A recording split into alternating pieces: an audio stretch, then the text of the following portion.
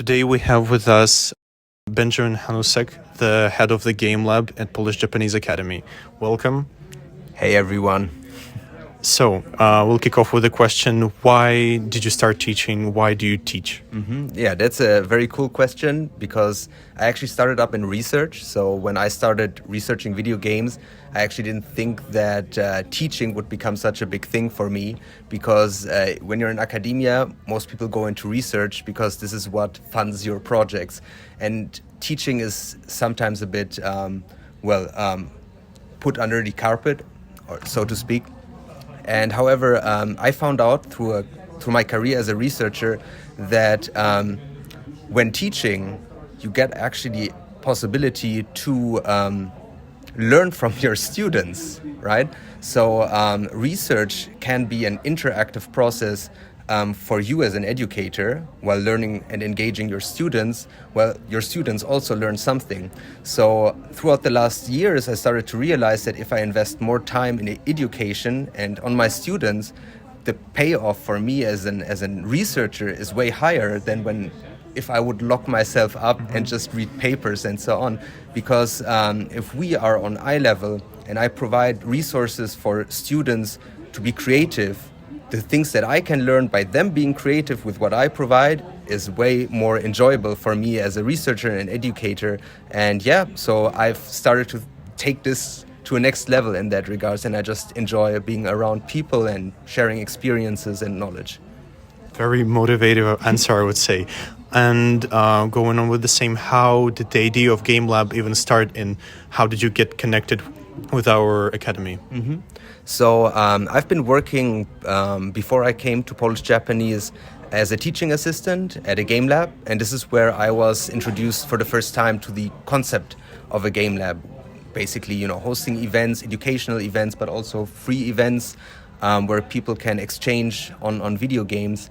And I thought it was always a cool thing, but at our academy, there was something already established, and obviously the only way to found something new would be to find a place where there isn't a game lab yet and create something with new ideas, with a new perspective. I was contacted earlier this year. I was recommended for a class. Apparently there was a lecturer who fell sick, so I was recommended to give a class on the history of design. Which was great because I was given the liberty to do the lecture on the history of digital design. And in the later lectures of that series, I brought in games, and I could quickly see that the students were super engaged. And I talked then with the dean, Eva Satelecka, that, hey, there are a lot of students really interested in games. Like, is it possible to expand on the abilities of the university to provide game-related teaching, education, and training for students? And she told me that they were already overwhelmed by diploma works on video games, and they had no one to take care of that. So it was basically I was at the right time at the right place for that, and we agreed to set up that game lab. And yeah, it's been flourishing since then. I totally agree, and we'll have a question about that. Now the question is, how did you start your career in general before you moved into the game industry? Yeah, that's a difficult one because it's not that easy to explain. So I'll try to keep it short, but I actually started as an archaeologist, as an archaeology student. And during that time, I fell into a rabbit hole of it's like a small movement in archaeology called archaeogaming. And this is a subject where you look at two things. One is ancient board games and ancient games. And the other thing is that how is the past and history represented in video games. And I just fell in love with the subject, and it was great, and I graduated in that, I majored in that, and already at that time for me it was clear this is what I want to do for the rest of my life, which wasn't at the end like that, as I will come to in a moment, but at least I knew that games is where I'm going with. I started already research projects at that time, and when I graduated, I had the possibility to either continue archaeology and do this archaeogaming thing, or go all in to games. And for me at the time, it was a decision where I was like, I love archaeology and everything. I still do love it. But I didn't see a future for myself in that. I wanted to do something that that is relevant right now, where I can change things right now. And this is when I decided to go into games. So I started a degree in game studies and engineering. I switched my research a bit into the direction of game-based learning, because I was extremely interested in how we learn with games and how we can use games to educate, but also how can we use games or like a playful environment to teach people to create games. And this is obviously now what the Game Lab at Polish Japanese is about, because here we're not using games to teach art or history or like more standardized subject, but here we use games to teach people how to do games. At least this is the hope that I have for the lab. And yeah, what's left to say? Yeah, I've been involved for the last 4 years in academia with various research projects. I published a lot of papers on games and games research. And yeah, I think for me the time was ripe to say, okay, I want to stop publishing and writing and researching, but actually do something with the knowledge that I gained through my time as a researcher and apply it into practice at Polish Japanese. And with the start of Game Lab, it's quite fresh and new, but I think a lot of people would be curious to know what are your plans for the future of the whole thing that is happening also in the background. I think we should mention that currently for the open night we're hosting a tournament on Mario Kart. First practice we have, but it's going on great, and yeah. No, it's great to do something like that. Yeah, so the question was basically, what are the plans for the Game Lab and its future? The thing is that one of the main reasons why the Game Lab, as you can see it and participate in it, is as it is, emerged out of a necessity, because I worked with and at different game labs, and I thought that most game labs focus too much on research. So trying to do research projects and come out with results that then published, and that's it.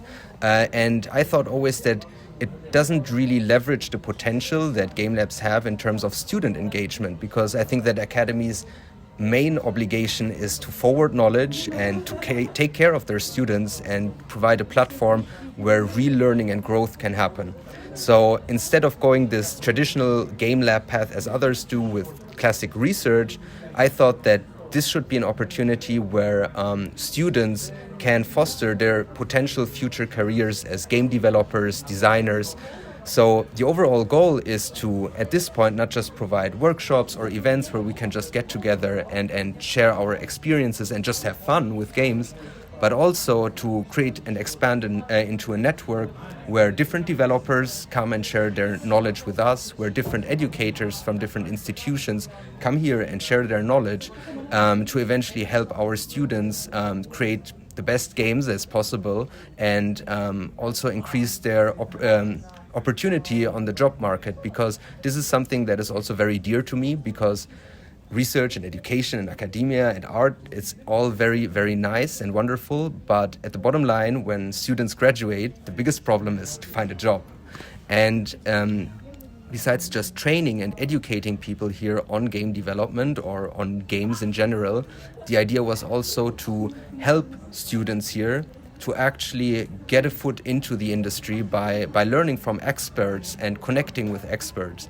So to put it back in short, and the answer, what is the future plan for it, is to expand our network and get more serious partners on board who want to collaborate with us and support our students in their future careers. And the future seems really bright. Your answer is amazing. And with that, I want to ask you, what are your favorite things in the games in general, and a few examples of your favorite games of all time? Okay, yeah, this is a difficult one, because there are a lot of games. I work, beside as being an educator here at Polish Japanese, I work as a game tester. So I'm basically playing every day all kinds of video games that I review and check. And so the great thing about games for me personally is it's like falling in love. You basically, you start a game, you don't really know what's going to expect you, And this is like this slowly falling in love with the world that you're entering. You start to enjoy the characters, the music, the atmosphere, and then it's like you want to inhabit this virtual space and spend the time there and explore it. So for me, it's like it's every time, like each game is different, but it's always the same process of falling in love again from anew. And of course, it's very sad if you finish the game, or basically if there is nothing left for you to explore in the game, but that opens up the possibility to play a new game. So for me, this whole experience of starting a completely new experience, learning mechanics, narratives and rules to find your place in that game, and then mastering that game and completing it, what I really enjoy. And two games that I really love, there are a lot of them, but I will name three, which just will show how different interests in games are possible. And one would be chess. Chess is not a video game, but I personally think that chess is one of the most greatest example of almost perfect game design. It is a game where nothing could be changed as it would ruin the game. It's a game that is pretty much balanced, except for the fact that if you have the white figures, you tend to win because you start. But the other thing, and this is something also great about games, is that I used to play chess with my father. So my father used to run a chess club when he was younger, and this was something that I could always connect with my father. And this is like something that a lot of games do. You know, multiplayer games are more common than single player games today, and this connection that you can develop through a game with, you know, other people, with your family and friends, is something I really find great. Two more games, and now we're getting more into video games. One would be Star Wars Republic Commando, which is a tactical shooter from the early 2000s. Is a game with a great narrative, and I'm not going to glorify the shooter genre, but it is just a game that was ahead of its time in terms of how to engage with an environment, and was really challenging. And in terms of level design, it would provide an environment that would keep you constantly engaged, because games can quickly become boring because the challenge is removed. But that game kept me on, and I still like to play it today. The last game is a rather odd one, and this is something that probably only hardcore gamers from Eastern Europe and Germany will know, which is Gothic. It's probably the single German game export that was ever any good. Germany is not very good in video game production, but that game in the early 2000s, they nailed it. And why? Is because it's a fantasy RPG, and was the first RPG that did not leverage on the elves, and everything is mystical and everything is sublime, on this very clean and sterile idea of fantasy. It was very vulgar, it was very dark, and it had a very nice atmosphere. And that I really liked about the game, how it basically it broke with the genre and created something new. And trivia is that Gothic has been one of the major inspirations of most developers who worked on the first Witcher title. This is also why it had like this fantasy aspect, but it was rude, it was vulgar, and it was straightforward. Your analogy about falling in love with game world is amazing. And on that note, I want to ask the final question. Why should, in your opinion, should the students be interested in the Game Lab? Yeah, that's a good question, because obviously we have a lot of things to do and we have only limited time. So obviously everyone is interested to spend their time in the most economic way and get benefits out of that. I highly suggest and recommend all students who are interested in game design, in game development, or just want to know a bit more about games, or even just want to see if even games is a possible avenue professionally or hobby-wise for them, to join us here, because we provide a free, progressive environment where students can get together and talk and discuss games. No one is here judged for their opinions. No one is judged for which games they play or how they approach games, but people are invited here to share their experience, and at the same time they are supported in the case if they want to create something. They can get the best possible support and aid here by their colleagues and by me as a supervisor to create games and create game art. And in that sense, obviously we cannot host everyone. We cannot cater all interests. But those who want to do something with games, either creatively or professionally, they will find a lot of value if they join us here. Thank you very much for your responses. Thank you for doing this with us, and thanks to everyone who's watching this. Thank you very much. It's great to be here on that series, and thank you very much for facilitating that and preparing that. It was an utmost pleasure to talk about games. Thank you. Thank you.